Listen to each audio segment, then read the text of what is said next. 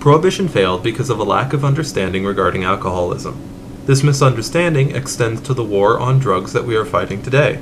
The misunderstanding can be couched in economic terms as a confusion between supply and demand. Most people see addictions as a supply problem. Get the drugs or the booze off the street, and that will solve the issue.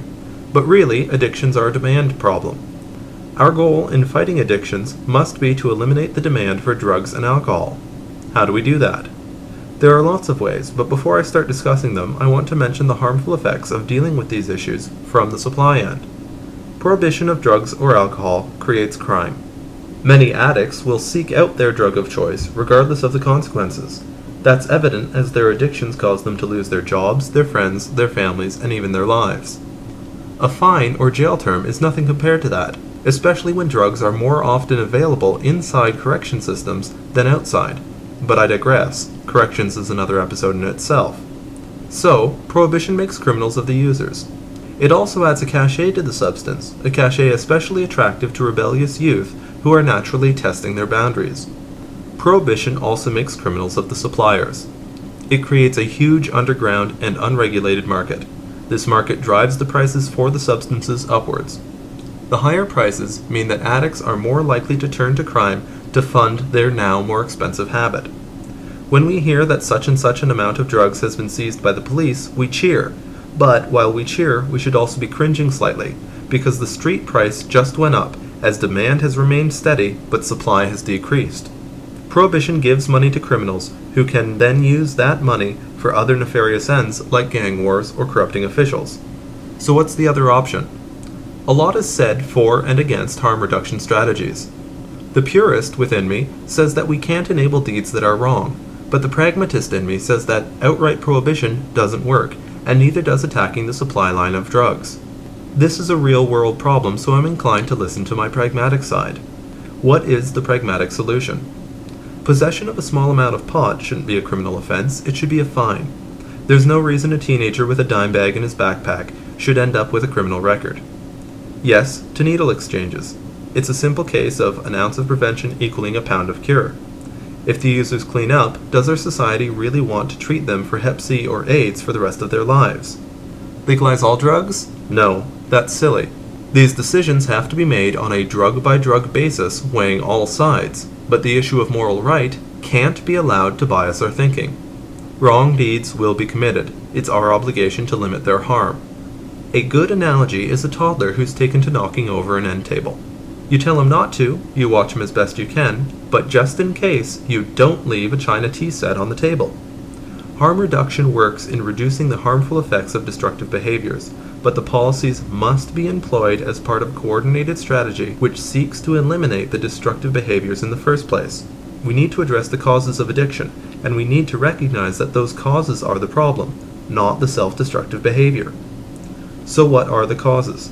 Many addictions stem from a psychological basis, and for these addictions, that basis needs to be addressed. To do that, we need a massive increase in the number of therapists and counselors trained to deal with addictions, and the government needs to employ them in programs that are free and easy to access no matter where you are. Where should the money come from? Tax alcohol and give every cent raised from those taxes to addiction programs. Every dollar we spend that halts an addiction will save us money in the long run. Addicts are like invisible cracks in a vase that let the water seep out so slowly that we don't even recognize where the puddle on the sideboard is coming from. Addicts end up in jails and hospitals and dysfunctional families, who raise children more likely to end up in jails and hospitals with social problems of their own.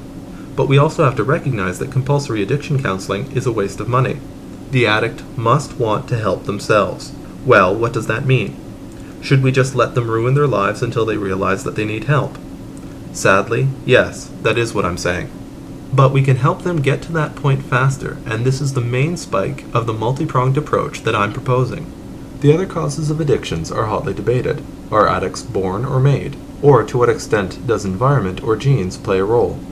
The conclusion of the nature-nurture debate isn't either or, it's both. Whether addictions are learned behaviors, genetically programmed, or genetic predispositions which require an environmental cue is inconsequential. The solution is the same: social prohibition. I don't mean a movement which seeks to reinstate legal prohibition. I'm talking about an effort from all sectors of society to create a social stigma connected to substance use. If it's in the genes, then the eventual elimination of drugs from society will limit the harm. A chocolate addict may ruin his health, but he won't cause car accidents. If addictions are learned behaviors, then our children will have more examples of healthy attitudes. This type of thing works. I live in Ontario, and our government has been tackling the tobacco industry with surprising success. They've made headway by limiting tobacco advertising, by limiting where you can smoke, by incrementally raising taxes on tobacco, just slowly enough that bootleggers don't become too attractive, and by leading an awareness campaign not just on the health effects of smoking, but also reminding people of the negative social perception that non-smokers have for smokers. Go to stupid.ca to see what I mean. Such a program greatly outweighs any societal endorsement that comes along with harm reduction programs, if you believe in such a thing. We need to employ these same tactics against all substance use.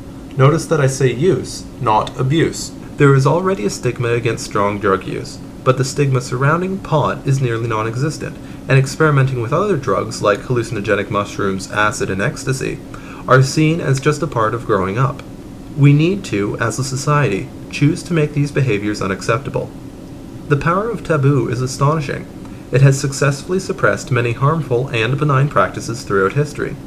In the vacuum of church leadership, we haven't been creating new taboos to deal with new problems. We can, as a secular society, consciously do this. As David Suzuki points out, we did it with public spitting. What would this mean? First, no drug humor. The delivery of a well-timed joke might cause us to chuckle, but there's nothing funny about drugs. I'm not calling for censorship. I'm an advocate for free speech.